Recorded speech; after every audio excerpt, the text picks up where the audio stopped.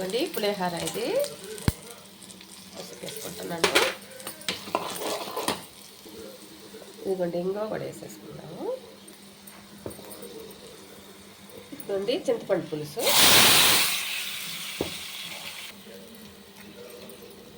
ఇదిగోండి సాల్ట్ కూడా వేసేసుకున్నాను. ముందే వేసాను కానీ కొంచెం సాల్ట్ వేసాను. అంటే పులుసు ఉడుకుతా ఉంది, ఇంకాసేపు ఉడకాలి. పులిహోర అయితే చేస్తాను.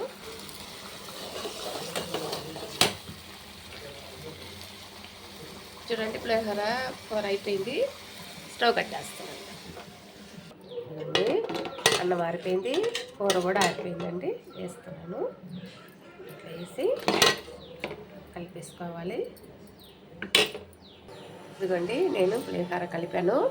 నా వీడియో నచ్చితే లైక్ కొట్టండి, షేర్ చేయండి, సబ్స్క్రైబ్ చేయండి. నమస్తే అండి.